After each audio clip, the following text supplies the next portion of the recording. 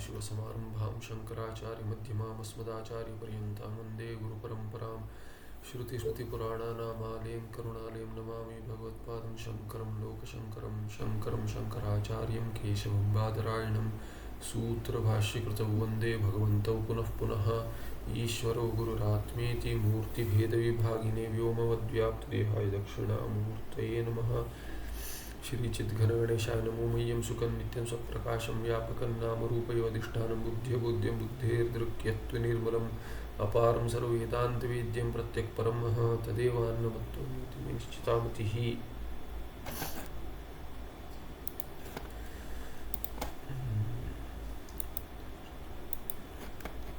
396 समुत्पन्न ज्ञान संरक्षणार्थम अपि कर्मोपासने अपेक्षिते। अब तक क्या हो गया? कर्म और उपासना मानसिक कर्म है, इसीलिए कर्म और उपासना दोनों जो है वो कर्म के अंतर्गत उनको बनाकर उनका मोक्ष के लिए साधन होना असंभव है दिखला दिया, क्योंकि 5 ही कार्य हो सकते हैं कर्म के, उनमें से मोक्ष एक भी नहीं है। फिर यदि कर्म अपने आप मोक्ष का कारण नहीं होगा तो और उपासना भी अपने आप कारण नहीं होगा तो दोनों मिलकर होगा क्या? नहीं होगा। तो समुच्चयवाद का भी खंडन कर दिया। फिर ये पिछले अंक में क्या देखा था हमने? कर्मोपासने परंपरा मोक्षस्य अपि साधने इत्यन्य। कोई कहते हैं कि ये परंपरा से साधन है, हम भी मानते हैं परंपरा से तो साधन है, क्योंकि ज्ञान उत्पन्न करने के लिए चित्त शुद्धि और एकाग्रता चाहिए। कर्म चित्त शुद्धि देता है, उपासना एकाग्रता देती है, इसलिए बिना वर्णाश्रम धर्म कर्म के मोक्ष संभव नहीं है। इसीलिए परंपरा से साधन हो गए ज्ञान उत्पन्न करने के द्वारा। ये ज्ञान उत्पन्न करना ज्ञान द्वार है बीच में, इसीलिए परंपरा से साधन है। अभी कहते समुत्पन्न ज्ञान संरक्षणार्थम। कोई क्या कहते हैं कि ज्ञान उत्पन्न यदि हो गया अपरोक्ष ज्ञान, उसके बाद उसके सम्यक रक्षण के लिए ठीक से वो ज्ञान रहना चाहिए, इसीलिए कर्म और उपासना करना चाहिए, ऐसे कोई कहता है। पिछले पाठ में मैंने अंत में बताया था कि विद्यारण्यचार्य मुनि जीवन मुक्ति विवेक में कहते हैं कि संरक्षण करके ज्ञान रक्षण करके शब्द है शास्त्र में, किंतु ज्ञान रक्षण के लिए क्या करना चाहिए? कहते शमदमादि, शमदमादि संन्यास, और उसके साथ यदि प्रारब्ध जीवन मुक्ति का आनंद देने में बाधक बन रहा है तो उस बाधक के हटाने के लिए योग अभ्यास करे, माने समाधि अभ्यास करे। इसके लिए मनोनाश और वासना क्षय के लिए साधन बताया गया है। पर वो कर्म या उपासना नहीं है, वो कर्म और उपासना के अंतर्गत नहीं आता, वो विहित कर्म नहीं है, न ही विहित उपासना है कि मोक्ष के लिए कुछ करे। मोक्ष के लिए नहीं कर रहे, बाधक हटाने के लिए, निष्ठा में जो बाधक आ रहा है उसको हटाने के लिए कर रहे हैं। और वो भी क्या है कि शम का ही साधन है, मोक्ष का साधन नहीं है। तो इसमें एक अंक समझना चाहिए। अथवा, तो आगे कहते हैं अथवा कर्म उपासने समुत्पन्नम ज्ञानम संरक्षितुम हेतु भवतः, हेतु भवतः द्विवचन है हेतु। तो कर्म और उपासना क्या है कि ज्ञान जो सम्यक उत्पन्न हो गया, समुत्पन्न माने अपरोक्ष है, अपरोक्ष है ज्ञान, और उसके रक्षा के लिए क्या करना चाहिए? कर्म और उपासना करना चाहिए। क्यों? क्योंकि वो हेतु बन जाते हैं। कर्म और उपासना हेतु बनते हैं किसके लिए? रक्षण के लिए, ज्ञान के रक्षण के लिए। ज्ञानी कर्मोपासने त्यजति चेत तदा, यदि ज्ञानी अपरोक्ष ज्ञानी जो है वो यदि कर्म और उपासना का त्याग कर दे, त्यजति यदा, चेत माने यदा, यदि कर दे, यदि, तदा क्या हो जाएगा? यथा जल संबंध भावे प्ररूढ़ोपि वृक्षः शुष्यति। तो कहते हैं कि ज्ञानी तो क्या है कि माने कोई कह देगा सिद्धांती कि ज्ञान के रक्षण की अपेक्षा तो उसके लिए है, जैसे कि पेड़ जब भी छोटा होता है, पौधा होता है, तभी उसके रक्षण के लिए ये डाल देते, उसके क्या कहे कि उसको फेंसिंग कर देते कि उसके रक्षण के लिए आप कि कोई आके पत्ता न खा जाए, पेड़ ही नष्ट न हो जाए, जानवर इत्यादि। इसीलिए क्या है कि आप उसको उसके रक्षण के लिए एक जैसे कवच जैसे बना रहे हो, उसको ये जाली डाल दोगे जाली इत्यादि डालते हैं। तो वैसे ही अपेक्षा तो जब भी परिपक्व ज्ञान नहीं है तभी उसका रक्षण करना चाहिए, ऐसे यदि कोई कहे सिद्धांती। और जो उदाहरण में क्या है कि जब ये पौधा बड़ा होकर पेड़ बन जाता है तभी तो क्या उसको जानवर खा नहीं सकता, पत्ते भी नहीं खा सकते, पत्ते भी बहुत ऊपर हो जाते हैं, पत्ते भी नहीं खा सकता। पेड़ तो क्या है कि इतना मोटा हो जाता है उसको चबा नहीं सकता कोई जानवर। इसीलिए क्या है कि जब भी ज्ञान, जब भी उदाहरण में जब भी ज्ञान बढ़ जाएगा तो उसके रक्षण के लिए कोई अपेक्षा नहीं है, ज्ञान स्वयं रक्षण कर लेगा। ऐसा यदि सिद्धांती कहे तो पूर्व पक्षी क्या कहता है, जैसे उदाहरण दे दिया कि जल संबंध आभे प्ररूढ़ोपि वृक्ष शुष्यति, तो कहते हैं यदि आपका पेड़ बड़ा भी हो गया, आपको उसको जाली डालने की आवश्यकता ना हो, किंतु यदि उसको बड़ा वृक्ष भी फल कभी देगा जब भी उसको खाद मिलेगी, पानी मिलेगा। तो कहते हैं कि आम का जो वृक्ष है, आम का पेड़ जो है, वो तो वर्षा जो होती है उतना पानी पर्याप्त है उसके लिए अधिक पानी डालने की आवश्यकता नहीं है। किंतु क्या है, फिर भी उसके रक्षण के लिए आप बाकी कुछ करते हैं, जैसे वो फूल निकलता है तभी कीड़े खा जाते हैं तो फिर कुछ औषध डाल देते हैं, इत्यादि करना पड़ेगा। और वर्षा यदि नहीं हुई तब क्या होगा, वर्षा हो जाती तो आप पानी नहीं डालते, इसका अर्थ नहीं है कि वृक्ष को पानी की अपेक्षा नहीं है, वो तो माने जब भी वर्षा होती है तभी उससे पानी ले लेता है और भूमि से भी सींच लेता है। इसीलिए पानी की अपेक्षा है नहीं है ऐसा नहीं कह सकते, सिद्धांती नहीं कह सकता कि पानी की अपेक्षा नहीं है, ऐसा पूर्व पक्षी अपेक्षा करता है कि सिद्धांती कहेगा। सिद्धांती कहेगा कि पानी की अपेक्षा नहीं है, देखो आम के वृक्ष के लिए, वैसे ज्ञानी को अपेक्षा नहीं है कर्मोपासन की। तो पूर्व पक्षी कहेगा देखो पानी की अपेक्षा नहीं है ऐसा नहीं है, पानी की अपेक्षा है पर वर्षा के पानी ले लेता है या भूमि से ले लेता है, आप नहीं डाल रहे हो पानी। इसका अर्थ ये नहीं कि पानी नहीं चाहिए, वृक्ष को पानी चाहिए। तो वैसे ही वो कहता है यथा जल संबंध आवे प्ररूढ़ोपि वृक्ष, बड़ा पेड़ भी कितना भी बड़ा हो जाए वृक्ष पर शुष्यति, वो सूख जाएगा, पानी नहीं मिलेगा, फल नहीं देगा, वो तो एक बात है। दूसरा क्या, वो सूख जाएगा, वो पत्ते भी गिरने शुरू हो जाएंगे, सूख के फिर मर जाएगा पेड़। वहाँ छांदोग्य उपनिषद में 6वां अध्याय में आता है, एक उदाहरण है, जैसे वृक्ष क्या है, एक यदि आप उसका एक डाली काट दोगे एक विभाग का तो उतना भाग मर जाएगा, दूसरा डाली काटोगे दूसरा भाग मर जाएगा, शुष्यति। और पानी डालोगे तो मोदते करके वृक्षा मोदते, पूरा काट दोगे तो मर जाएगा पूरा पेड़। वैसे ही क्या है, पानी नहीं डालोगे तो सूख जाएगा, मर जाएगा आगे जाकर। तथा ज्ञानिनः उत्पन्नम अपि ज्ञानम विनश्येत, वैसे ज्ञानी का भी जो ज्ञान है उत्पन्न हो गया, ठीक है, एक बार उत्पन्न हो गया, ब्रह्माकार वृत्ति बन गई, इससे ये नहीं होता कह रहा है पूर्व पक्षी, कहेगा कि इससे ये नहीं हो जाएगा कि आपको मोक्ष का लाभ नहीं मिलेगा, वो उसका भी विनाश हो जाएगा, ज्ञान नष्ट हो जाएगा। हम तो कहते भाई ज्ञान जो वृत्त्यात्मक ज्ञान है वो तो नष्ट होना ही है, हम तो उसको क्षणिक मानते हैं, माने दूसरा कुछ आए क्षणिक माने हम बाकी तार्किक या बौद्ध कहते वैसे क्षणिक नहीं मानते। क्षणिक माने क्या है कि नित्य नहीं है। ज्ञान जो वृत्त्यात्मक ज्ञान है वो कभी चला जाएगा, जब ये विषय बदल जाएगा।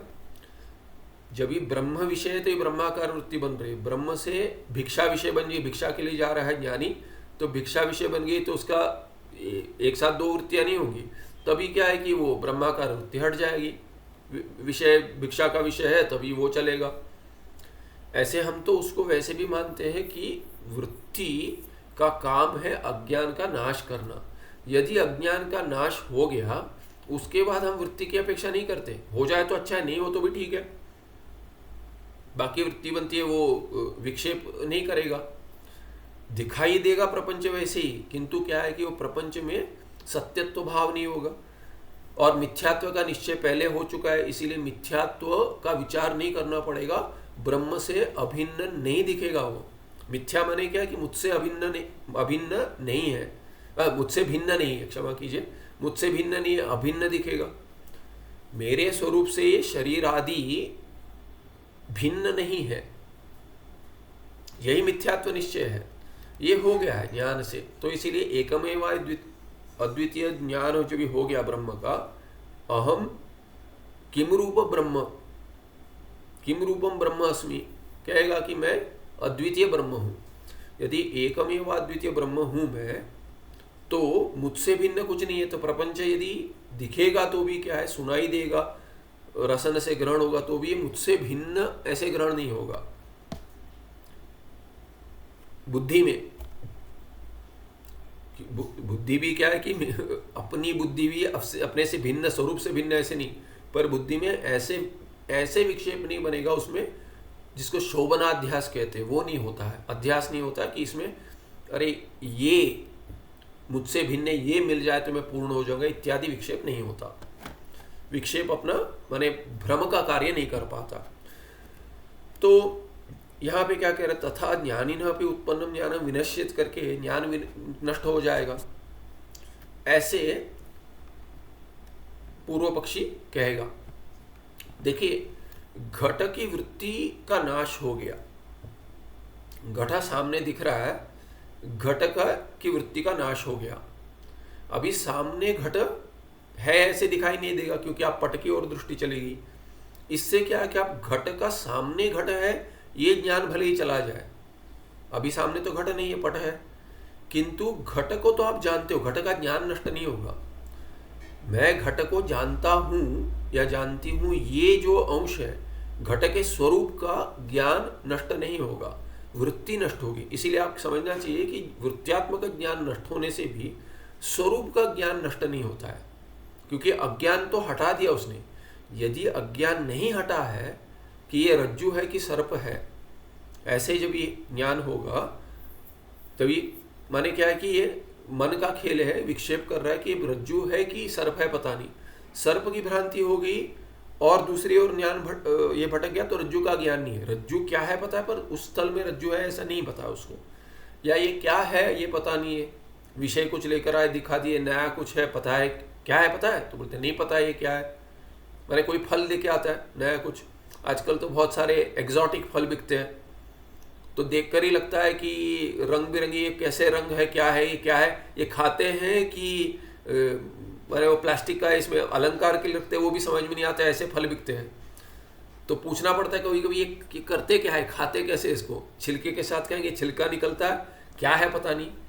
जैसे अभी कुछ वर्ष पहले आया था ड्रैगन फ्रूट, पहले इतना प्रसिद्ध नहीं था, ड्रैगन फ्रूट था, अभी पता नहीं और कुछ। एक दिन स्वामी जी कुछ दे दिए, बोलते जापानीज कुछ फ्रूट है, मुझे पता नहीं क्या था, बहुत बढ़िया लगा, तो अभी मिलता है करके वो देखने। यहाँ पे कुछ अलग अलग नाम से बोलते हैं उसको, तो कोई जापानीज फ्रूट दिया था स्वामी जी ने, बहुत अच्छा था, मीठा था, तो उसका फ़ोटो निकाल के मैंने किसी को भेजा, तो बोलते पता है क्या है, तो बोलते हाँ ये मिलता है यहाँ पे, तो इत्यादि ऐसे करके उसको ढूंढा, नहीं मिला। किसी को बोला था क्या है पता कि, तो वो बोलते हम लाकर खा गए। बोला कि अरे मैं भी चाहता था ये कि हम लाकर खा गए, क्या है, कहाँ मिलता है, कुछ बताइए। तो ऐसे कुछ नए नए फल मिलते हैं, पता नहीं क्या है। तो ऐसे नया कुछ है, उसका यदि अज्ञान नाश नहीं हुआ है ज्ञान से कि ये क्या है, किसी ने नहीं बताया, खा के देख ले, उसका रस कैसा है पता है मुझे, फल है पता है, पर कौन सा फल है यदि नहीं पता है तो हो सकता है ढूंढ नहीं पाऊंगा। हाँ, असल सब क्या है कि वो QR से जैसे क्या स्कैन करते ऐसे फोटो भी करके उससे पता चल जाता है, वो इमेज स्कैन कर देंगे इत्यादि, रिवर्स स्कैन इत्यादि होता है। पर यदि किसी ने ज्ञान नहीं दिया, भले ही गूगल हो, गूगल ने ज्ञान नहीं दिया ये क्या है, तब तक मुझे नहीं पता है क्या है, तो अज्ञान का नाश नहीं हुआ है। यदि उतने अंश का अज्ञान का नाश नहीं हुआ है, संज्ञा में इसको क्या कहते हैं, तभी क्या है कि तभी तो ज्ञान की वृत्ति नहीं रहेगी, क्योंकि ज्ञान ही नहीं बना, तो वृत्ति हो नहीं हो तो अज्ञान का नाश नहीं होगा। पर यदि अज्ञान का नाश हो चुका है, उसके बाद मैं यदि भूल जाऊं तो बोला यार भूल गया, पर मुझे पता है ये क्या है, ये ऐसे ऐसे इसको ऐसे खाते, छिलका निकाले नहीं निकाले चल जाता है, इतना पतला छिलका होता है उसका, तो बोलते अच्छे से धो के खा लो। तो ऐसे ज्ञान जब ये अज्ञान का नाश करने का कार्य कर चुका है, उसके बाद वृत्ति यदि नहीं बने तो भी ठीक है। तो बाकी वृत्तियां यदि नहीं बनती, अभी देखिए ब्रह्म ज्ञान और बाकी ज्ञान में ये अंतर है। कहेंगे ज्ञान की वृत्ति का नाश हो गया। ठीक है, नाश होने के लिए क्या चाहिए? या तो निद्रा में रहेगा या तो समाधि में रहेगा। वृत्ति का नाश होने के लिए, किसी भी वृत्ति का नाश होने, अभी ब्रह्माकार वृत्ति का नाश होने के लिए उसे कुछ दूसरी वृत्ति बननी पड़ेगी। यदि निद्रा में नहीं है, निद्रा में भी, निद्रा को भी योग में, योग शास्त्र में निद्रा वृत्ति मानते हैं। तो यदि कोई दूसरी वृत्ति बनेगी तो तब जाके ज्ञानी की ब्रह्म ज्ञान की वृत्ति नष्ट होगी। माने मन में कोई आकांक्षा होगी या कुछ विषय देख रहा है, अभी यदि कोई विषय में रुचि नहीं है, कुछ नहीं देख रहा है, न कुछ अधिक कुछ ये नहीं कर रहा है, तो मन में क्या रहेगा? मन में ब्रह्माकार वृत्ति ही रहेगी, दूसरा कुछ नहीं है। माने क्योंकि द्वितीय से अभावात, हेतु क्या देंगे? द्वितीय से या अन्य से अभावात, अन्य आत्मा छोड़कर यदि कुछ नहीं है, घटाकार वृत्ति भी बन रही है, तभी उसको पता है घट क्या है, मैं ही ब्रह्म जो हूं, ब्रह्म से अभिन्न मैं घट के रूप में भान हो रहा हूं। ये ज्ञानी का ये है, ज्ञानी की दृष्टि है, ये एकत्व दृष्टि जो ऐसी होती है। तो इसीलिए क्या है कि जब ये घटाकार वृत्ति बन रही है, वो क्या है कि घटाकार वृत्ति है वो ब्रह्म ही करके ही मानेगा। और यदि घटादि अपने से भिन्न यदि देख भी ले कभी संस्कारवश से, भिक्षाटन के समय पे भिक्षा अपने से भिन्न देखता है, आस्वादन कर लेता है इत्यादि, पर उस समाप्त होने के बाद क्या बचेगा? ब्रह्माकार वृत्ति ही बनेगी। उस वृत्ति को या तो वृत्ति शून्य होगा समाधि, या तो उत्थित अवस्था में, उत्थित अवस्था कहते हैं मैंने समाधि से बाहर आ गया, उठ गया ज्ञानी, तब क्या कहेगा? उसको उत्थित अवस्था कहेंगे। उत्थित अवस्था में के भी क्या है कि उसी का ही लेश, आनंद लेश चलता रहेगा। इसीलिए बाकी जगह वो आनंद नहीं ढूंढ रहा है। सत्ता तो चित्ता हर जगह है, उसको पता है वो सच्चित मैं ही हूँ, किंतु आनंद की भी प्राप्ति यदि हो गई है, उसको प्राप्त से प्राप्ति, मेरे स्वरूप, मेरा स्वरूप ही है, तब उसको बाहर कहीं आनंद की अपेक्षा नहीं होगी, आनंद के फल की अपेक्षा नहीं होगी। तो यहाँ भी क्या कहते हैं, ऐसे ज्ञान भी उत्पन्न होगा करके, उत्पन्न ज्ञान भी नष्ट होगा, सम्यक होगा तो भी नष्ट होगा करके पूर्व पक्षी कह रहा। तथा ही शुद्धि अंतःकरणे ज्ञानम उत्पद्यते। कहाँ ज्ञान उत्पन्न होगा? वो कह रहा है कि ज्ञान नष्ट हो रहा है, उसको समझा रहा है कि देखो ये जो है शुद्ध अंतःकरण में ही ज्ञान उत्पन्न होता है। शुभ कर्मणाम अकरणे ज्ञानिनः पापम भवेत्। वो समझा रहा है कि कैसे होगा। यदि आप पूछेंगे ज्ञान का नाश, विनाश कैसे हो जाएगा, यदि सिद्धांती पूछे, अरे समझाओ भाई, हमारे तो ज्ञान का नाश नहीं होता है, कहीं बताया नहीं है हमको। जो ये पढ़ाते थे, हमने तो नहीं पढ़ा है कि वेदांत में कि ज्ञान का ऐसे उत्पन्न ज्ञान नष्ट हो जाता है करके। या तो उत्पन्न नहीं हुआ है, उत्पन्न हुआ तो नष्ट कैसे होगा ज्ञान? तो ज्ञान का नाश होता है कहीं सुना नहीं है हमने, और अनुभव भी नहीं है किसी घटपट आदि का भी ऐसा अनुभव नहीं है। थोड़ी ब्रह्म ज्ञान चली बहुत दूर, पर घट का घट जानते हो? जानता हूँ। क्या है? अरे समझाओ। बोले समझा नहीं पाऊंगा पर मैं जानता हूँ। ऐसे होते कोई, अरे मुझे समझा दो, अरे जानते हो तो कैसे नहीं समझा पाते हो? अरे हमें ऐसी कला नहीं है, आपको नहीं बता पाएंगे, पर मुझे पता है। तो यार अभी स्मरण नहीं आ रहा है, ऐसे कुछ है, मैं ठीक से जानता हूँ, मैं देख लूंगा एक बार तो फिर मैं पहचान जाऊंगा, आपको बता दूंगा क्या है करके, इत्यादि भी कह देंगे। तो जितने अंश में ज्ञान हुआ है वो कथन यदि नहीं कर पाए या स्मरण नहीं आए तो भी ज्ञान है, ये पता है, उसमें कोई शंका नहीं है। कोई ऐसे नहीं कहता था कि अरे पहले जानता था अभी नहीं जानता, पहले जानता था अभी स्मरण नहीं आ रहा है, ऐसा कहेगा। तो जानता हूं और स्मरण नहीं आ रहा है तो अज्ञान का नाश कर दिया है। अभी ये क्या कह रहे हैं, देखिए ज्ञान उत्पन्न कहाँ होता है? पूर्व पक्षी कहेगा अंतःकरण में होता है। पर कैसे अंतःकरण में होता है? अशुद्ध अंतःकरण में नहीं होता है, क्योंकि वह आप तो स्वयं कहते हो, उपनिषद ही आपका क्या कहते हैं आप, यतो वाचो निवर्तन्ते अप्राप्य मनसा सह। फिर दूसरा मंत्र आता है कठ में, मनसा एव आप्तव्यम, मनस एव आप्तव्यम। एक जगह आप कहते हो मन से प्राप्त नहीं होता, जहां से इंद्रिय और मन लौट जाते हैं उसको बिना विषय बनाए ब्रह्म को। तो यतो वाचो निवर्तन्ते आपकी श्रुति कहते हैं मनसा स आप ब्रह्म विषय नहीं बनता। फिर मनसा एव आप्तव्यम, मन के द्वारा ही प्राप्त करना है। दोनों कह दिया आपने, एक जगह कहते हो मन साधन नहीं है, दूसरी जगह कहते हो मन साधन है, तो उसमें आप दोनों श्रुति है। इसीलिए भगवान भाष्यकार क्या कहते हैं, क्या कहते हैं, मनसा एव अनुआप्तव्यम या आप्तव्य। उसका क्या अर्थ है कि आचार्य शास्त्राचार्य संस्कृतेन मनसा। शास्त्र और आचार्य, केवल शास्त्र नहीं, अपने आप अभ्यास नहीं करते, क्योंकि यही है कि कौन सा ठीक है समझ में नहीं आता। तो लोगों को अधिकतर भ्रांति क्या है, यतो वाचो निवर्तन्ते अप्राप्य मनसा सह, ये बहुत प्रसिद्ध है। लोग आक्षेप करते हैं आपका वेदांती कहता है भाई कि मन से मिलेगा, आप समाधि लगाइए। मन से नहीं मिलेगा कहते हैं आप, तो समाधि लगाए, मन को शून्य कर देना है। योगी कहेगा चित्तवृत्ति निरोध, मन शून्य होना चाहिए, मन शून्य होना चाहिए, तभी आपको ब्रह्म की प्राप्ति होगी। कैसे? आपकी श्रुति कहती है यतो वाच निवर्तन्ते। किसी ने पूछा था मुझे, किसी को कह रहा था मैं, तो उन्होंने अपने गुरुजी को पूछा, गुरुजी ने बोला पूछो आप तुम्हारे वेदांती इनको जिनसे बात कर रहे हो कि यतो वाचो निवर्तन्ते अप्राप्य मनसा सह का क्या अर्थ है। मैंने बोला आप बताइए क्या अर्थ है। बोला आप बताइए, आपको क्या लगता है वो बताइए, उसके बाद मैं अर्थ बताता हूँ।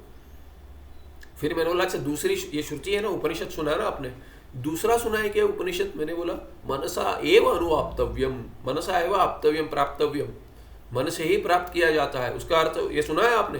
श्रुति नहीं सुनी है, प्रसिद्ध नहीं है उनके लिए, क्योंकि ये अच्छा लगता है ना, कहने अरे मन के पार है, बुद्धि के पार है, उस नहीं होगा, सबके पार है। माने पूज्य स्वामी जी हंसते थे, कहते सब मिस्टिकल है। अरे मिस्टिकल कुछ नहीं है उसमें। मिस्टिकल देखिए, मिस्टिकल क्या है, जिसको जो पता नहीं है वो सब मिस्टिकल है। जो नहीं पता, ज्ञान हो गया बाद में, कुछ मिस्टिकल नहीं। जैसे कोई जादू करता है तो कोई पत्ते क्या करता है, पत्ते दे देते कि आपको ये अच्छा देख लो एक बार, मैं बताता हूँ क्या है, चलिए अरे कैसे किया, बोलते नहीं अरे नीचे एक पत्ता छुपा के रखा था, वो देखा था, उसके ऊपर रख दिया, उसके नीचे वाला पत्ता आपका था। अरे बता दिया तो अरे मैं भी कर सकता हूँ, उसमें क्या बड़ी बात है। बता दिया तो कुछ नहीं है उसमें, मिस्टिसिज्म कुछ नहीं है। नहीं बता तो अरे मेरा दोस्त जादू करता है, तभी जादू, तब तक जादू। बाद में क्या है, हाथ चालाकी। पहले क्या है कि अरे जादू करता है, पता चल गया तो ये हाथ चालाकी है। ये हाथ चालाकी में ठीक है, हम नहीं कर पाते, पर हमको पता है, रुचि नहीं है उतना। तो ये मिस्टिसिज्म कब तक है, जब तक पता नहीं है। बोलते मन से ही प्राप्त किया जाएगा, बाकी आपके पास कुछ साधन है ही नहीं। मन शून्य हो जाएगा तो प्राप्त किसके लिए हो जाएगा? जो है वो तो है स्वरूप में, उसको प्राप्त क्या होना है फिर?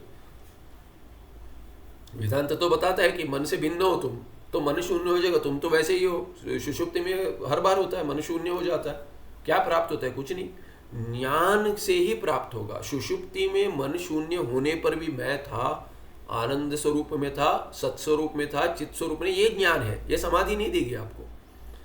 समाधि में एक्चुअली समाधि में मिल भी जाएगा, मान ले आनंद स्वरूप है, फिर भी मैं वो एक ही हूँ, द्वितीय नहीं है मुझसे, दूसरे आत्मा नहीं है, दूसरे की समाधि लगी वो आत्मा मुझसे भिन्न नहीं है। एक ज्ञान कौन देगा? उसके बिना मुक्ति नहीं होगी। आनंद भले ही प्राप्त हो जाए, हाँ विषय आनंद से शुद्ध है, क्योंकि आत्मा आनंद है, आपको पता है हर जगह आप ही का स्वरूप आनंद है, किंतु मुझसे भिन्न कुछ नहीं है, ये अद्वितीय ज्ञान नहीं होगा, जिसके बिना मुक्ति संभव नहीं है। इसीलिए क्या है कि तो भगवान भाष्यकार क्या कहते हैं कि ये मनसा एव अनुवाप्त, मैंने शास्त्र और आचार से जो शुद्धिकरण हो चुका है। इसीलिए शास्त्र भी नहीं केवल आचार्य भी नहीं। केवल आचार्य में क्या होगा, अरे हमारे गुरु मुक्त है, सभी के गुरु मुक्त है भाई, किसी के गुरु बद्ध नहीं है, नहीं तो गुरु नहीं बनेंगे। वो जाते हैं हमारे गुरु मुक्त है, पर वो कहते क्या है, कोई भिन्न साधन, कोई भिन्न साधन, तो सभी गुरु एक ठीक कैसे होंगे? सभी भिन्न भिन्न साधन बताते हैं। कोई कहेगा सो जाइए, सोने में ही आनंद है, उसी से मुक्ति हो जाएगी, तो है ऐसे है। किसी ने कहा था मुझे, पूज्य स्वामी जी अगर कह दे कि आप सो जाओ, तो इतनी श्रद्धा है मुझे कि सारा दिन सो जाओ आपको मुक्ति मिल गई, तो हमारी श्रद्धा ऐसे कि हम सो जाएंगे। पूज्य स्वामी जी को ये जाके बता देंगे, पूज्य स्वामी जी बोलेंगे पहले तुम आश्रम से निकल जाओ कि ये सोना होना यहाँ नहीं करना है, क्लास में आके बैठो, क्लास में सोना नहीं है, अभी तो रूम में भी नहीं सोना है आपको, तो बार बार श्रवण करना है। पूज्य स्वामी स्वयं कहेंगे ये श्रद्धा ठीक नहीं है, कहते हैं ऐसी श्रद्धा नहीं होनी चाहिए। श्रद्धा होनी चाहिए, श्रद्धावान लभते ज्ञानम, पर ज्ञान प्राप्ति का साधन है वो। ऐसा नहीं कि सो जाएंगे और कुछ नहीं होगा, हो जाएगा, कुछ नहीं होगा।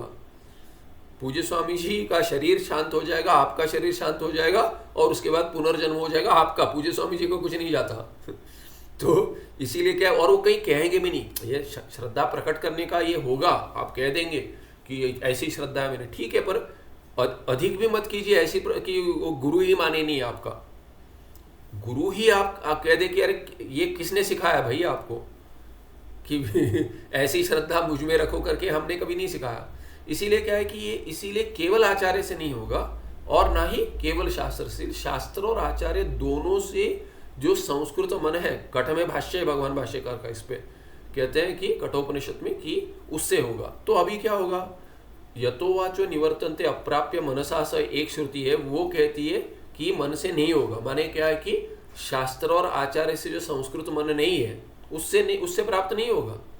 और जो मनसा एव आप्तव्यम कहा है उससे क्या समन्वय कैसे करेंगे, वो श्रुति कहती है कि जो शास्त्र और आचार्य से संस्कृत मन है उससे प्राप्त होगा।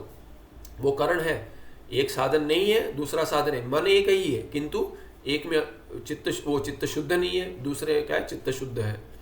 तो ये अर्थ है दोनों का समन्वय ऐसे होता है। अभी पूर्व पक्षी कहता है कि तथा ही शुद्ध अंतःकरण ज्ञान उत्पद्यते, आप ही का सिद्धांत है, आप ही के भगवान भाष्यकार कहते हैं ये। तो तभी यदि शुद्ध अंतःकरण में ज्ञान उत्पन्न होना है तो आपने शुद्धि प्राप्त कर ली। पर मन की शुद्धि कैसी होती है, देखिए, शुभ कर्मणाम अकरणे ज्ञानिनः पापम भवेत।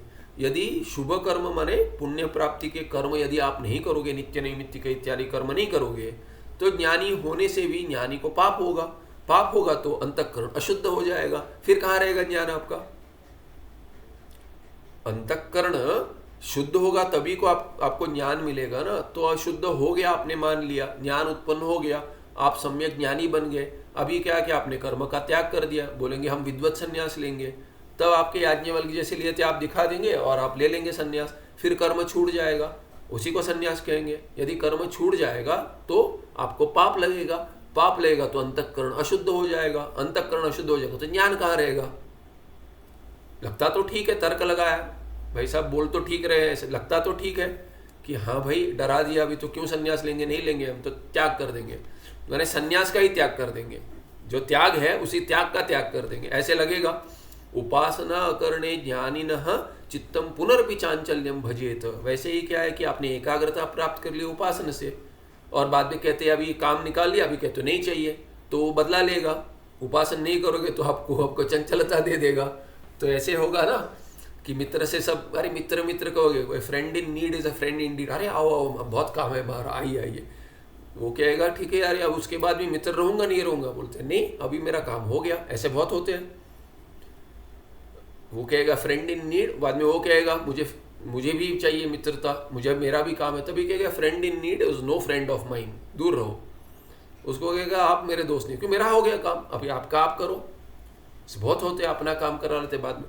तो ऐसे उपासना, आपने उपासना से एकाग्रता प्राप्त कर ली, पर आपको लगता है भाई काम हो गया, ये मनुष्य जैसा व्यवहार नहीं है कि आपने एक बार प्राप्त कर लिया उसके बाद दोस्त को छोड़ दिया, आपका कुछ नहीं जाता, उसका वो दुखी हो जाएगा, ऐसा उपासना नहीं है। उपासना ने जो कार्य किया है वो कार्य तब तक ही रहेगा एकाग्रता जब तक आप कर रहे हो, छोड़ दिया तो एकाग्रता चली जाएगी।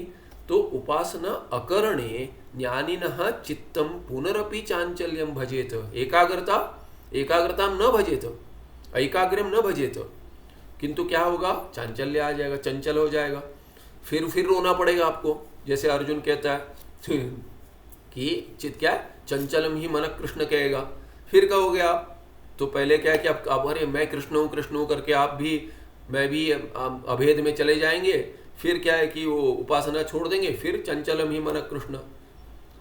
फिर आपके भगवान कृष्ण क्या कहेंगे, पूर्व पक्षी कहेगा, वो कहेंगे मैंने कहा था उपासना छोड़ो, कहाँ कहा था, क्यों छोड़ा उपासना नहीं छोड़नी चाहिए थी, ऐसे कहेंगे। इसीलिए तस्मिन् अशुद्धे चंचले च अंतःकरणे शुष्क भूमौ उत्पन्न वृक्षवत ज्ञानम न अवस्थितम भवेत। आपका वृक्ष सूख गया वैसे ही ज्ञान सूख जाएगा। इसीलिए क्या है कि आपको कर्म करना चाहिए, क्यों, शुद्धि को रखने के लिए अंतःकरण की, और उपासना भी नहीं छोड़ सकती, क्यों, एकाग्रता रखनी चाहिए, तब जाके आपकी निष्ठा लगेगी, निधिध्यासन होगा, नहीं तो नहीं होगा आपसे, ऐसे कहेगा। अपर दृष्टांत, दूसरा भी दृष्टांत देते, एक से समझ में नहीं आया होगा ज्ञान कैसे सूख जाएगा, तो बोलते बताते हैं यथा परिमार्जन प्रोक्षणादि संस्कार ही शुद्धम आपादिते स्थाने वेद अध्ययनशाली ब्रह्मचारी निवसति। तो बोलते ब्रह्मचारी माने क्या, अविवाहित को ब्रह्मचारी नहीं कहेंगे, वास्तविक ब्रह्मचारी अविवाहित एक होना चाहिए, अविवाहित है। यहाँ तो क्या है कि विवाह होने के बाद भी संन्यास लेने से पहले यज्ञोपवीत नहीं हुए थे दे देते हैं उसको, ब्रह्मचारी बना, बोलते ब्रह्मचारी है। अरे वो ब्रह्मचारी कहाँ से हुआ, नैष्ठिक ब्रह्मचारी कहते हैं उसको, मतलब ब्रह्मचारी नहीं, उसको सीधे संन्यास दे दीजिए, या तो उसको साधनावस्था में रखिए, गृहस्थावस्था में, पर उसका यज्ञोपवीत संस्कार कराकर, कहते हैं कि यज्ञोपवीत संस्कार कराने पर क्या है कि वो क्या होता है, एक आयु होती है, उसमें वेद पाठ करने के लिए गुरुकुल जाता है, तभी उसको ब्रह्मचारी कहते हैं। नहीं तो फिर उसके बाद विवाह यदि नहीं किया, गुरुकुल नहीं छोड़ा, गुरुकुल में रहता है, तो उसको ब्रह्मचारी कहते हैं। हाँ, अविवाहित को ब्रह्मचारी कहते हैं कि विवाह नहीं किया, वो ठीक है, वो एक है। पर क्या कहते हैं, ये ब्रह्मचारी जो है यहाँ पे कौन सा ब्रह्मचारी, वेद अध्ययनशाली ब्रह्मचारी, जो मुख्य अर्थ है उसका। ब्रह्मचारी माने क्या, ब्रह्म का चर धातु, यहाँ पे चर माने क्या, चरती माने गच्छति, गत्यर्थक है, और ये गत्यर्थक धातु क्या अर्थ में होता है, ज्ञानार्थक भी होता है। तो ब्रह्म माने वेद, इस यहाँ पे ब्रह्मचारी का अर्थ है ब्रह्म माने वेद। ब्रह्म का अर्थ क्या है, वेद। यहाँ पे ब्रह्म का अर्थ ब्राह्मण के अर्थ में आता है, जाति वर्ण। ब्रह्म का मुख्य निर्गुण सगुण ब्रह्म के ईश्वर और निर्गुण ब्रह्म दोनों के अर्थ में आता है। ब्रह्म वेद के अर्थ में भी आता है। यहाँ वेद चरति माने वेद के लिए वो गुरुकुल जाता है या वेद अध्ययन करता है, ऐसे अर्थ में। इसीलिए वेद अध्ययनशाली ही ब्रह्मचारी है यहाँ पे, तो मुख्य अर्थ है ब्रह्मचारी का। तो वेद अध्ययनशाली, शाली माने क्या कि ऐसा नहीं तो एक बार कर दिया छोड़ दिया, उसका कार्य ही वही है, उसी के लिए वो रहता है गुरुकुल में, दूसरा कुछ नहीं है। ये तादर्थ्य चतुर्थी होता है, किमर्थम वसति, तादर्थ्य में किमर्थम वसति कहते, कस्मै वसति कहते, कस्मै वसति माने किमर्थम वसति, तादर्थ्य चतुर्थी किस लिए रहता है। तो कहते हैं कि इधर रहता है, कहाँ पे कहेंगे कि कई जगह पे रहे, कहेंगे कि काश्याम वसति, वाराणस्याम काश्याम वसति, किमर्थम वसति, कस्मै वसति कहेंगे। कस्मै वसति माने ये चतुर्थी क्या है, संप्रदान नहीं है, तादर्थ्य है। तो कहते कि वेद अध्ययनाय वसति, तो वेद का अध्ययन के लिए, वेद वेदांत इत्यादि शास्त्राध्ययनाय वसति, तो वही उसका वो शाली हो गया, माने वही अध्ययन ही काम है, दूसरा कुछ नहीं है। तो ये ताच्छील्य अर्थ में है, वेद अध्ययन तत्शीलः कि वही करता है, दूसरा कुछ काम नहीं है। जैसे भगवान भाष्यकार माने भाष्यम करोति माने तत्शीलः, भाष्य करना ही उनका ये है कार्य। क्या किया है जीवन भर, क्या किया, भाष्य किया है, पढ़ाया है, इसीलिए आचार्य कहते हैं। तो इसीलिए ये कहते हैं यथा परिमार्जन प्रोक्षणादि संस्कार ही, तो कहते मार्जन करता है, प्रोक्षण करता है इत्यादि, इससे क्या है, संस्कार होता है। हमने देखा है पहले इसमें कि कर्म से संस्कार होता है, तो ये कर्म है, उससे संस्कार होता है। संस्कार से क्या होता है, संस्कार ही शुद्धिम आपादिते स्थाने, कहाँ वेद अध्ययन करेगा, कहीं भी बैठ के वेद अध्ययन नहीं करेगा, बिस्तर पर बैठकर, या सोते हैं वहाँ पे, या झूठा खाया वहाँ बैठे हैं, या कहीं भी लोग चर्चा करें वहाँ बैठे नहीं, ये शुद्ध स्थान होना चाहिए। तो स्थान को भी पहले शुद्ध करते हैं प्रोक्षण आदि से, जल से ये कर कर गंगे चेमुनी इत्यादि करके हमें प्रोक्षण करते हैं, स्थान की शुद्धि करते हैं इत्यादि सब है। वैसे ही स्थान में करना चाहिए। इसीलिए कहते हैं वेद जहाँ नहीं होता है वो उस प्रदेश को क्या कहते हैं, म्लेच्छ प्रदेश कह रहे थे, वहाँ पे अध्ययन नहीं करते। इसीलिए कहते हैं जहाँ वहाँ जाना भी नहीं चाहिए कहते। तो ये इसीलिए कहते हैं वेद अध्ययनशाली ब्रह्मचारी कुत्र निवसति, कहते हैं कि ऐसे स्थान में जहाँ शुद्धिम आपादित हो, शुद्धि प्राप्त हो स्थान में। कैसे, संस्कार द्वारा, परिमार्जन प्रोक्षण इत्यादि संस्कार द्वारा वैसे स्थान में उसको रहना चाहिए। येन केनापि कारणेन तस्मिन् स्थाने अशुद्धिम आपादिते सति, किसी कोई कारण से यदि वहां पे अशुद्धि हो जाए तब क्या, स तत्र न तिष्ठति, वहां नहीं रहता, क्योंकि वो बोलते मेरे वेद अध्ययन के लिए ठीक जगह नहीं है। किंतु तत्स्थानम परित्यजति, वो स्थान छोड़ देता है। तो अभी ये दृष्टांत से बता रहे, जैसे कि वेद अध्ययन करने वाला शुद्ध स्थान में करता है, शुद्ध स्थान में नहीं होता है, मन में कुछ तो विकार आ जाते हैं, वो ब्रह्मचारी वेद अध्ययन नहीं कर पाएगा। इसलिए उसको लगता है कुछ हो, मैंने कहते हैं ना कहीं कि यहाँ पे बहुत आजकल क्या कह रहे हैं, निगेटिव एनर्जी कहेंगे। I feel very negative energy, too much, you know, I don't want to stay here. तो क्या करेंगे, हमको नहीं रहना है, तो कुछ कर देंगे इसके, तो वो वास्तु कह देंगे, या तो आपके घर में ये there is too much of negative energy, कुछ यहाँ पे कुछ कांड हुआ था, कुछ हुआ था, पता नहीं, ऐसे कुछ लग रहा है मुझे, कुछ वाइब्स आ रहे, कह रहे हैं कुछ ऐसे वाइब्स आ रहे, ये आ रहे, वो आ रहे। तो वहाँ से हट जाएंगे, ठीक है, कहीं अच्छा लगे वैसे जाए। तथा कर्मोपासनादि त्यागेन अशुद्धिम चांचल्यम च प्राप्ते अंतःकरणे ज्ञानम न तिष्ठेत। ये ज्ञान रूप जो ब्रह्मचारी है वो आपके अशुद्ध स्थान अंतःकरण में नहीं रहेगा। ज्ञान की तुलना कर दिए ब्रह्मचारी से, ब्रह्मचारी शुद्ध जगह में रहता है, वैसे ही वहां से चला जाता है अशुद्धि प्राप्त होने पे। वैसे ही आपका ज्ञान जो है ब्रह्मचारी तुल्य है, वो ज्ञान आपके शुद्ध अंतःकरण में रहेगा, अशुद्ध बन जाएगा तो चला जाएगा। इसीलिए क्या है कि आपको अंतःकरण शुद्धि के लिए हर बार कर्म करते रहना पड़ेगा। तस्मात् कर्म उपासने ज्ञान संरक्षण हेतु भवतः। इसीलिए क्या है, आपको क्या करना चाहिए, कर्म और उपासना करते रहना चाहिए। दूसरे उदाहरण से भी समझा दिया पूर्व पक्षी ने। तथा च कर्म उपासनम ज्ञानम च इति त्रीणि मोक्ष कारणानि इति अंगीकारे सति। तो पूर्व पक्षी क्या करे, हम ज्ञान का त्याग करो करके नहीं कह रहे, ज्ञान तो चाहिए पर वो रहेगा वहीं जहाँ शुद्ध अंतःकरण, जहाँ एकाग्रता है। तो कर्म और उपासना के बिना दोनों नहीं होगा। तो आप परंपरा साधन क्यों मानते हो, उसको मत छोड़िए। परंपरा से भी यदि कर लिया, ज्ञान प्राप्त हो गया, उसके बाद चला जाएगा ना, तो आपका मोक्ष भी प्राप्त आते आते मैंने क्या हाथ आया मुंह ना लगा, माने मोक्ष जैसे अरे मिल गया ज्ञान मिल गया, मोक्ष हाथ आया पर मुंह न लगा, ऐसे हो जाएगा आपका। इसीलिए क्या है कि आपको करते रहना है।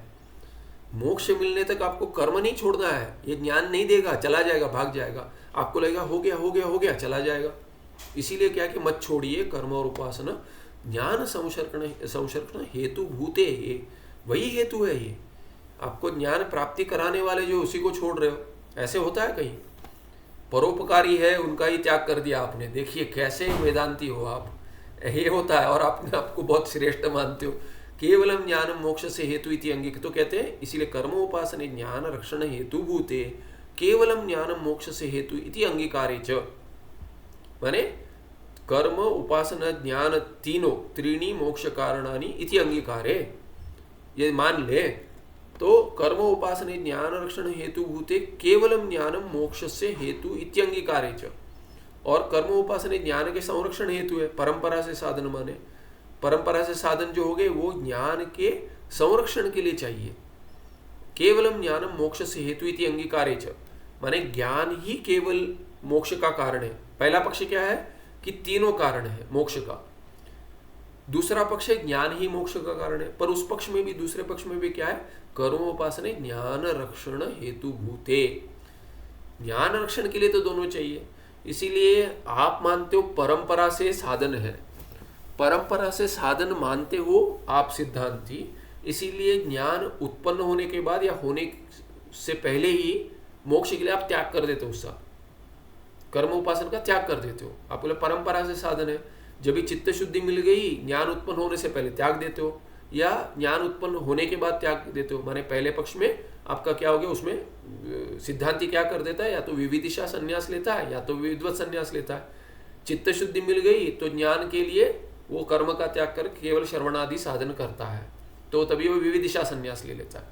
और जब भी करते करते प्राप्त भी हो गया, किसी कारण छोड़ नहीं पाया, तो विद्वत संन्यास ले लेता है। जैसे याज्ञवल्क्य की गृहस्थ अवस्था में ज्ञान मिल गया, उसके बाद उन्होंने दो पत्नी दोनों का भी त्याग कर दिया, तो कहते विद्वत संन्यास ले लिया। तो वैसे ही आप जो कर रहे हो उससे अच्छा देखिए क्या है कि ज्ञान नहीं रहेगा, उसके बाद आपको नहीं पता, हमने बता दिया अभी ज्ञान नहीं रहेगा। इसीलिए क्या है कि अभी दो पक्ष देते हैं आपको। आपका जो पक्ष है कि मोक्ष का कारण ज्ञान केवल है, या हमारा पक्ष है तीनों मिलकर, या किसी का पक्ष है वेदांती है आपके जो समुच्चयवादी है। पहले गए भरत प्रपंच हमने देखा था, वृत्तिकार कहते हैं, तो वो क्या कहते हैं, कर्म उपासना ज्ञान तीनों मिलाकर मिल जाएगा मोक्ष। तो वो पक्ष में, उस पक्ष में तो कर्म और उपासना का त्याग नहीं करते। चलिए आपने उनका भी खंडन कर दिया, आपने वेदांतियों का ही खंडन कर दिया और अपना वेदांत बनाया। जैसे वो कहेंगे कि संरक्षण हेतु भूते, तो मान लीजिए तब तो ज्ञान केवल मोक्ष का कारण होने दीजिए, किंतु उसके संरक्षण के लिए तो कर्म उपासना कीजिए, इसलिए उसका त्याग नहीं कर सकते। इसलिए कर्मोपासने ज्ञान संरक्षण हेतु भूते केवलम ज्ञान मोक्ष से हेतु इति अंगीकारे से। दोनों पक्ष में, जो दोनों पक्ष है, आपका पक्ष भी ठीक है, किंतु उसके लिए रक्षण के लिए आपको कर्मोपासना हम दे रहे हैं। हम कह रहे हैं कि वो मत छोड़िए। और जो आपके पहले जो वेदांती थे, जो वेदांती कहते थे और वृत्तिकार थे, उनका मत का तो आपने खंडन कर दिया। और वो मानते थे तीनों से होता है। तो वो तीनों जब ये है, या केवल ज्ञान भी है पर फिर भी तीनों है, क्योंकि रक्षण के लिए चाहिए आपको ज्ञान के बाद, तभी क्या है, ज्ञानिना कर्म उपासने अनुष्ठेय एव। या तीनों को साधन मानिए, ज्ञान को साधन मानकर कर्म और उपासन को रक्षण के लिए हेतु मानिए।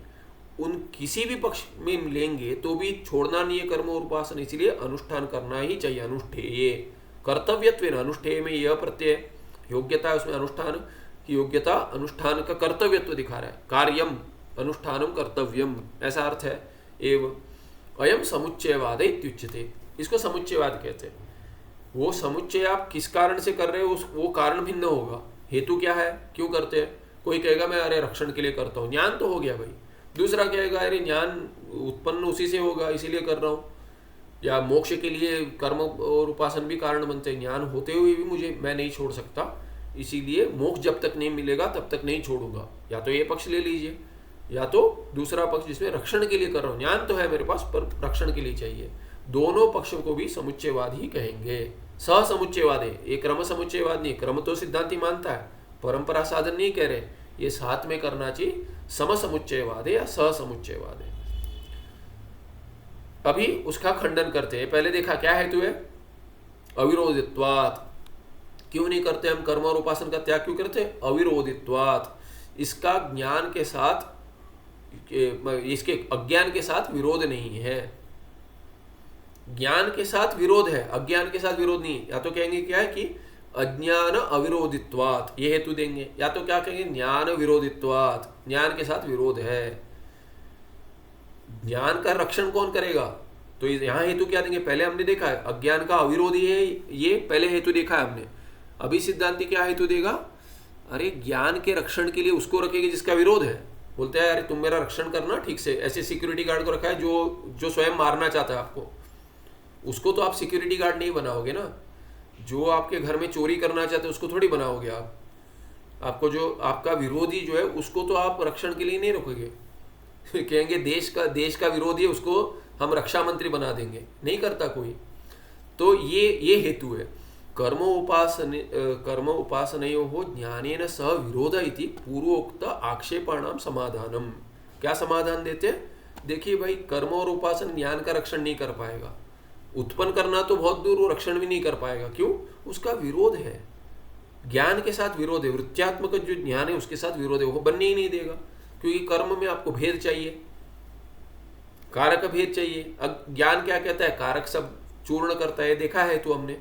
वो अज्ञान का अविरोधी देखा है, ज्ञान का विरोधी है करके भी देखा है, पर यहाँ पे स्पष्ट कहते हैं। और कर्म ज्ञान से विरोधी, 397 में कहते हैं कर्म ज्ञान से विरोधी, कर्म ज्ञान का विरोधी है। कैसे, सोयम समुच्चयवाद न समीचीनः।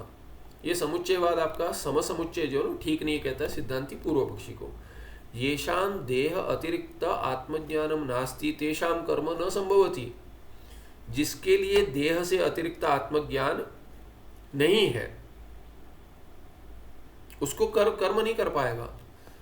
ये ज्ञान क्या है, अद्वैत ज्ञान है। अद्वैत ज्ञान माने क्या है, देह अतिरिक्त आत्मज्ञानम। देह से अतिरिक्त आत्मज्ञान माने देह से भिन्न। ये क्या है कि ये जो कर्म करता है अज्ञानी, अज्ञानी कर्म करता है, उस अज्ञानी से भी अज्ञानी कोई है। माने शास्त्र, ये अभी देखिए शास्त्र का तात्पर्य अज्ञानी जो है अद्वैत का अज्ञानी है। अद्वैत ज्ञान नहीं है उसको अज्ञानी कहेंगे वेदांत भाषा में। और पूर्व मीमांसक किसको ज्ञान कहेगा, कर्म का ज्ञान। कर्म का ज्ञान, कर्म व्यवस्था जो उसके ज्ञान को वो ज्ञान कहेगा। तो ये अज्ञानी कौन है, ये अज्ञानी कर्म का अज्ञानी है। कर्म का माने कर्म व्यवस्था का, माने क्या कि परलोक है, ये कर्म से प्राप्त होगा। किसे प्राप्त होगा, शरीर को तो नहीं होगा। कहेंगे अरे ये कभी मिलेगा तुमको स्वर्ग, मृत्यु होने के बाद। अरे मैं मरना नहीं चाहता हूँ। अरे मरना तो कोई नहीं चाहता, पर मरने के बाद तुम्हें अधिक सुख चाहिए कि नहीं चाहिए, बोलते चाहिए। मरने के बाद सुख चाहिए तो शरीर के साथ प्राप्त नहीं होगा, ये पता होना चाहिए, तब जाकर कर्म करेगा। देखो अभी 100 वर्ष जी लोगे, पर तुमको ऐसा ऐसा अनुभव अभी मिलेगा ये कर्म करने के बाद कि ये 100 वर्ष कुछ नहीं है, उसकी तुलना में 100 वर्ष कुछ नहीं है। और ये 100 वर्ष में कितने सुखी थे तुम। बुढ़ापा आएगा, रोगग्रस्त हो गए तो कहेगा आज जाऊं तो कल जाऊं, ऐसे पता नहीं है, तो कल की जगह आज ही चला जाऊं। इतनी पीड़ा यदि होगी तो तभी भी क्या है कि शरीर त्याग कर, क्यों? क्योंकि उसको पता है कि मैं अगला शरीर लूंगा, दूसरा शरीर लूंगा, उसी में भी ऐसे ही दुख होगा तो नहीं चाहिए किसी को, तभी वो मोक्ष की ओर जाएगा। पर यदि कहोगे कि इधर तो देखो दुख मिला ना, तुमको अधिक दुख मिला है, उससे अधिक यदि सुख मिले और सुख ही सुख मिले, दुख ना मिले, कि निग्लिजिबल कहते हैं कि कुछ नहीं है, अरे वो इसके कुछ नहीं है, थोड़ा कुछ दुख मिलेगा वो झेल लेंगे, कुछ नहीं है, ऐसा सुख तुम्हें अधिक बहुत सारे लाखों हजारों लाखों वर्ष तक मिले तो नहीं चाहिए। तो चाहिए तो तभी किसको मिलेगा? पर ये शरीर के बाद मिलेगा, तभी भी करेगा वो, तब जाके करेगा ना। वो नहीं करेगा तो उसको शरीर से व्यतिरिक्त नहीं मानते, वो नहीं करेगा।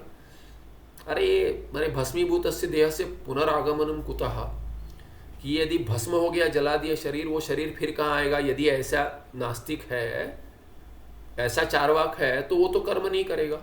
तो इसलिए कहते हैं येषाम देह अतिरिक्त आत्मज्ञानम नास्ति, जिसको देह से भिन्न आत्मा ही नहीं पता है, वो कर्म क्यों करेगा? कौन सा कर्म? शास्त्रीय कर्म। तेषाम कर्म न संभवती, वो कर्म नहीं करेगा। कहेगा कि अरे भाई आप मुझे इतना इतना भी, मैंने कहते कि एफडी बना लो, इसका इंटरेस्ट किसको जाएगा? ये आपको मिलेगा अगले जन्म में। तो बोलते रहे जन्म जन्म नहीं मानता, तो वो कहाँ एफडी कराएगा आपसे?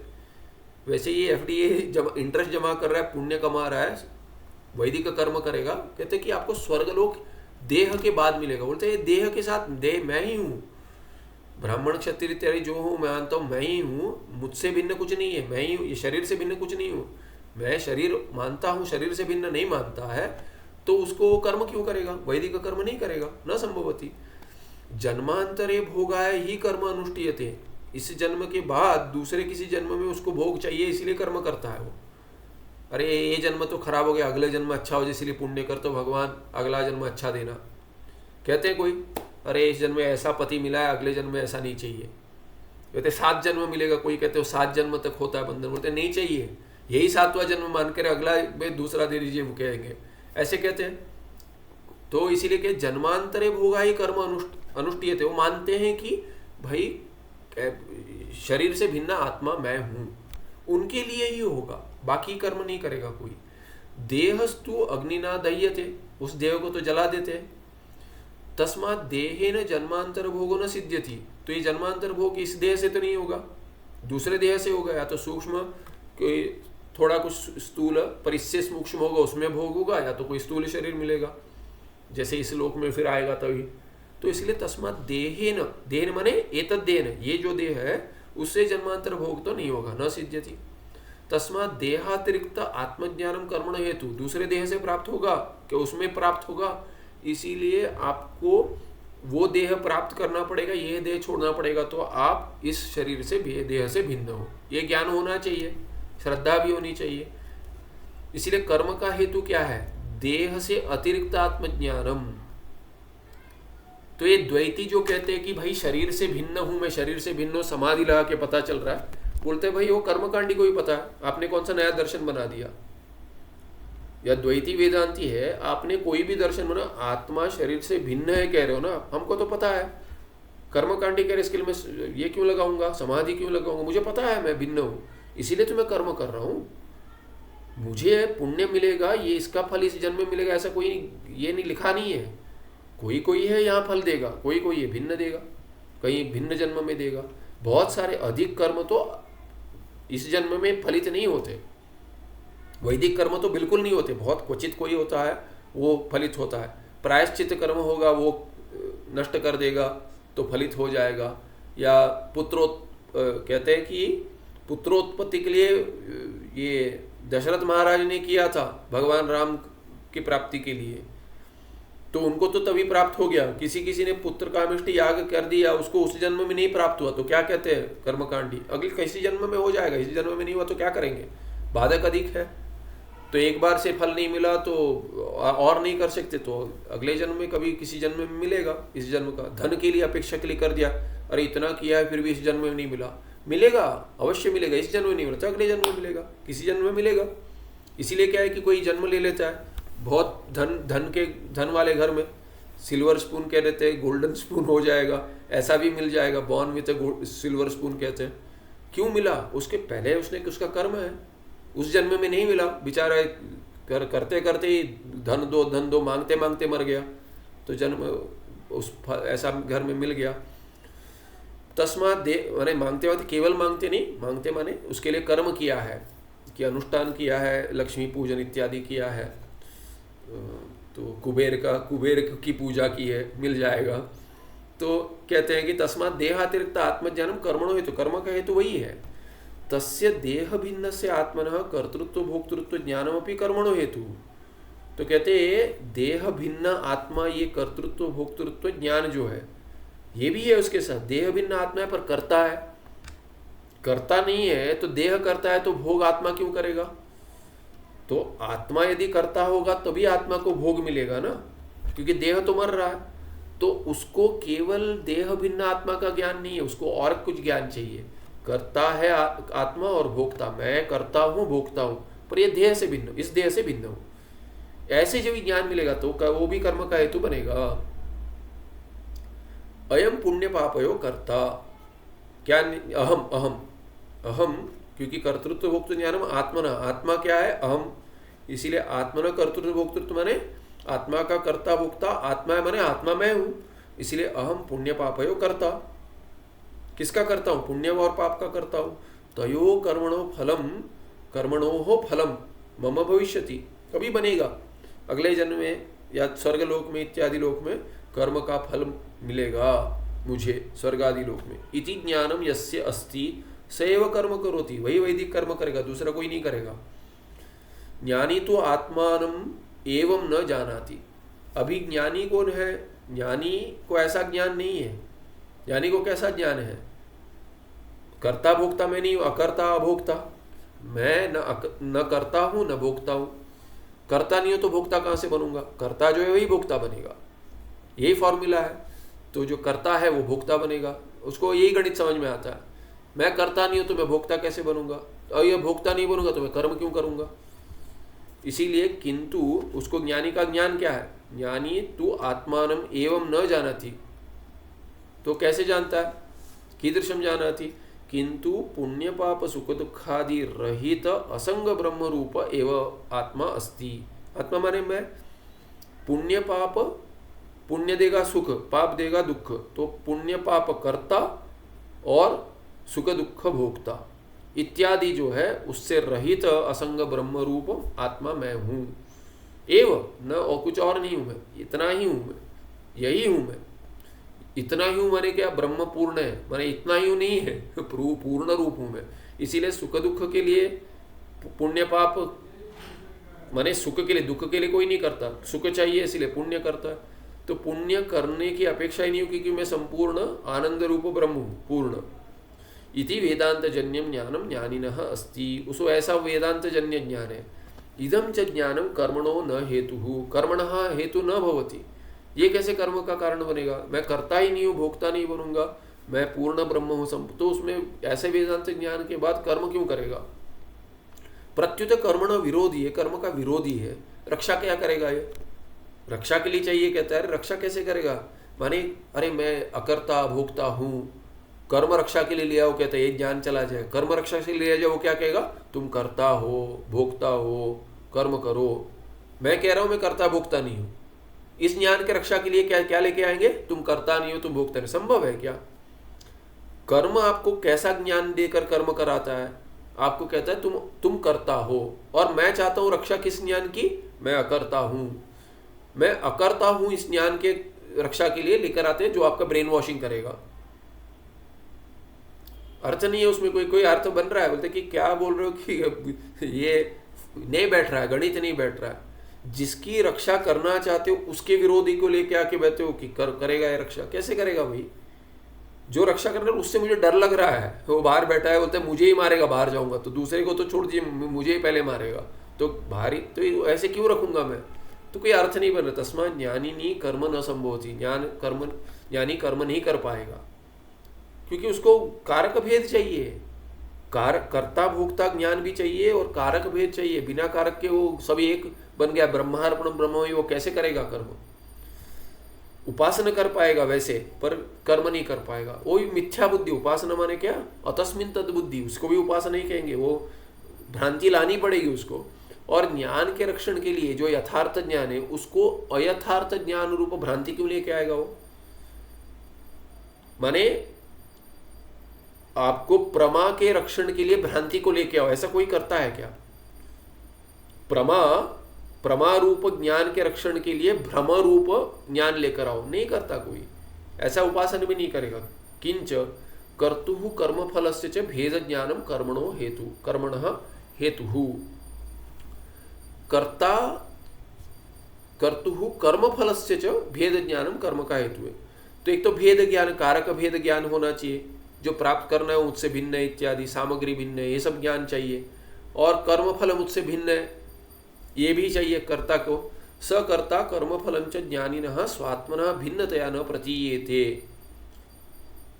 ये वो कर्ता जो है, मैं यदि कर्ता मैं बनूंगा, कर्ता ही प्रतीत नहीं हो रहा है, कर्तृत्व तो मुझे में नहीं प्रतीत हो रहा है। यदि प्रतीत कोई हो कि नहीं तुम करता हो करके, कोई उसको नहीं लग रहा है कि मैं करता हूँ, कारक में कर्तृ कारक नहीं हूँ, ठीक है। कर्मफल चाहिए क्या? कर्मफल भी नहीं प्रतीति हो रही है। कर्मफल भी जो ये है कर्म कारक है, फल जो है वो व्याकरण कर्म है, वेदांति का कर्म है। और क्रिया इत्यादि त्रिपुटी, उसको भेद नहीं दिख रहा है। ज्ञानिनः स्वात्मनः भिन्नतया न प्रतीयेते, ये तीनों मुझसे भिन्न ऐसे भान नहीं होता उसको। यदि नहीं हो रहा है, ज्ञानिनः सर्वम आत्मस्वरूपेणेव प्रतीयते, तो कैसे भान हो रहा है? आत्मस्वरूप से प्रतीत हो रहा है, ब्रह्मार्पणम ब्रह्मात्मा। तस्मादपि ज्ञानिना कर्म न संभवती, इसीलिए वो कर्म नहीं कर पाएगा। कुछ भेद दिखेगा तो करेगा, भेद ही नहीं दिख रहा। कह रहा है उसको, कभी कह रहेगा अरे, मैंने जैसे बच्ची है, क्या करिए, छोटी बच्ची है तो उसको सब ला के देते, वो किचन का किट होता है, ये कुकर है, ये पतीला छोटा छोटा होता है, ये गैस है, ये चाय का कप है। वो बच्ची तो पकड़ लेती है, वो पिताजी को हाथ में पकड़ने भी नहीं आ रहा है, वो कुछ बना के देती है, चाय पीजिए चाय पीजिए, चाय बनाइए मैंने करके, वो खेलते समय वो कर लेता। वैसा करना पड़ेगा। उसको तो चाय नहीं दिख रही है, बच्ची को दिख रहा है। बच्ची कहती है चाय बनाया मैंने, नहीं पिएगा तो रो देगी, तो उसके आनंद के लिए कर लेगा, लोक संग्रह कहते हैं। तो वैसा भी नहीं है, अपने के लिए, अपने रक्षण के लिए करो कर रहे हैं, ऐसा नहीं कि दूसरे के लिए कर रहा है। तो पूर्व पक्षी कह रहा है आपके ज्ञान के रक्षण के लिए। तस्मात् ज्ञानिनः कर्म न संभवति, वो एक ही देख रहा है। तो सबको, पिताजी सबको उसको खिलौने देख रहे हैं, सभी खिलौना ही दिख रहा है, उसमें क्या अभी खेल खेलना है, पर काम है तो नहीं कर पाएंगे, तो कैसे करना है? तो ये भ्रांति उत्पन्न करके करना पड़ेगा। हाँ बहुत अच्छा है, बहुत अच्छी चाय बनाई है, रोज बनाना, ऐसे कहेंगे। दूसरे दिन बेटी लेके आई, पिताजी वहाँ पे नहीं रहेंगे, कैसे चलेगा? तो इसीलिए क्या है कि ये भ्रांति लाकर वैसे दृष्टि से नहीं कर, लोक संग्रह भिन्न है, उसके लिए कर रहा है। क्योंकि प्रारब्ध या आगे आएगा, परकृत प्रारब्ध इत्यादि भेद दिखाएंगे, इस अध्याय में आता है, अगले अध्याय स्मरण नहीं है, आएगा। भाष्यकार ही ज्ञानिनः कर्म अभाव ज्ञाना प्रकार ही प्रतिपादितः। ज्ञान के प्राप्ति के बाद ज्ञानी हो गया, ज्ञानमस्य अस्ति इति ज्ञानी। भाष्यकार ने क्या दिखाया, भगवान भाष्यकार ने, उन्होंने क्या दिखाया? कर्म का अभाव, ज्ञानी के लिए कर्म का अभाव है, कर्म का भाव नहीं है, कर्म नहीं कर पाएगा वो। ऐसा बहुत प्रकार से दिखाया भाष्य में इत्यादि, बहुत जगह पे दिखाया है, बहुत प्रकार से दिखाया है। कर्मणः ज्ञानस्य च फलता अपि विरोध अस्ति, तो स्वरूप में दिखा दिया भेद है, फल में भी भेद है कि कर्म, ये तो देखा हमने, ज्ञान क्या दे सकता है? अज्ञान का नाश। कर्म क्या दे सकता है? 5 प्रकार, ये भी देखा, विरोध है। तस्मादपि ज्ञान कर्मणो समुच्चय न युज्यते, इसीलिए भी दोनों का समुच्चय संभव नहीं है। कर्मणा फलम अनित्य संसारा, फल में भेद बता रहे, 5 प्रकार के देखे पर विरोध दिखा रहे, दोनों में विरोध कैसे हुआ? ठीक है, 5 प्रकार के होने दीजिए, कर्म के फल, उपासना के फल, और ज्ञान का फल एक ही होने दे, अज्ञान का नाश। फिर भी दोनों में विरोध कैसे नहीं दिखाया आपने? तो कहते देखो, कर्मणा फलम अनित्य संसार, कर्म क्या देगा? अनित्य संसार देगा। और ज्ञानस्य फलम नित्यः मोक्ष। तो नित्य और अनित्य में तो अनित्य और नित्य में विरोध नहीं है विरोध। संसार और असंसार, मोक्ष माने असंसार, संसार और असंसार में मोक्ष में विरोध है, साक्षात विरोध है। इसीलिए भी दोनों का समुच्चय समसमुच्चय संभव नहीं है। आगे कहते हैं आत्मनि 398 में, ये अगले पाठ में देखें, आत्मनि जात्यादि अध्यास कर्म हेतु। जाति इत्यादि अध्यास जो है ये कर्म का हेतु है। और कुछ अपेक्षा है, भ्रम होना चाहिए, सत्यत्व बुद्धि होनी चाहिए, मिथ्यात्व बुद्धि भी नहीं, सत्यत्व बुद्धि होनी चाहिए। जाति इत्यादि, ब्राह्मण क्षत्रिय इत्यादि जाति, आश्रम, ब्रह्मचारी गृहस्थ इत्यादि आश्रम भेद, फिर जाति आश्रम और अवस्था भेद भी। तो यहाँ पे कहते हैं बाल्यावस्था यौवन अवस्था इत्यादि। तो टिप्पण देख लेते हैं। टिप्पण में कहते हैं ब्राह्मण क्षत्रिय वैश्य शूद्राः वर्णाः एवं जातयः इत्युच्यन्ते, उसी को जाति कहते हैं। फिर ब्रह्मचर्य गार्हस्थ्य वानप्रस्थ संन्यास आश्रम, या आश्रम भेद भी उसी के लिए होगा। जो अपने आप को ब्राह्मण मानता है, मैं अभी किस इसमें उपनयन करूं इत्यादि, ये जो है बेटे का उपनयन कभी करूं इत्यादि। फिर वैसे ही क्या है कि वो मुझे किस आश्रम में अधिकार है, आश्रम इत्यादि, कौन से आश्रम में मैं अभी हूँ इत्यादि, तभी होगा। फिर क्या है, बाल्य कौमार यौवन वार्धक, ये तो देह का है। तो बोलते बच्चा था तभी में, अभी बूढ़ा हो गया इत्यादि। ये किसके बारे में बात करें, शरीर के बारे में बात करें। तो ये सब अपने में अध्यस्त है, पर मैं था करके मैं हूँ ऐसी ही भ्रांति होती है। तो कहते हैं आत्मनि जात्यादि अध्यास कर्म हेतु, वो कर्म का हेतु बनेगा। किस जाति का, किस आश्रम में, किस अवस्था में कौन सा कर्म करे, तभी वो कर्म व्यवस्था है, तब वो हेतु बनेगा। ज्ञानी न तदभावश्च, ज्ञानी के लिए उसका अभाव है, किसका, जात्यादि का। न ज्ञानी के लिए कोई जाति है, क्योंकि शरीर को ही जाति है, वो अपने आप को ब्राह्मण क्षत्रिय इत्यादि नहीं मानता। ठीक है, सन्यासी तो मानता होगा। तो बोले ज्ञानी अपने आप को सन्यासी ऐसे कुछ नहीं मानता, ज्ञानी अपने आप को ब्रह्म मानता है। ज्ञानी अपने आप को ज्ञानी भी नहीं मानता। तो बोले तो आप सन्यासी हो, तो बोलते हैं सन्यासी तो देह के लिए लिया हुआ है सन्यास, अपने आप को, आत्मा को सन्यासी नहीं। आत्मा तो नित्य सन्यासी है, आत्मा तो नित्य सन्यासी। भगवान कृष्ण कहते हैं मैं नित्य ब्रह्मचारी हूँ। भगवान कृष्ण 16,000 पत्नियां थी, कितने, 16,000। और क्या कहते हैं, करो, भगवान कृष्ण ब्रह्मचारी है, कहते कोई ब्रह्मचारी बता तो मैं ब्रह्मचारी हूँ, कहते। तो आत्मा तो नित्य ब्रह्मचारी है, वैसे नित्य सन्यासी है आत्मा, किसी के साथ संबंध नहीं। संग रहित होना ही सन्यास है, सबका त्याग। वो तो आत्मा में सबका त्याग स्वरूप से ही है, इसीलिए आत्मा तो नित्य सन्यासी है, इसीलिए उसको आश्रम भी नहीं है।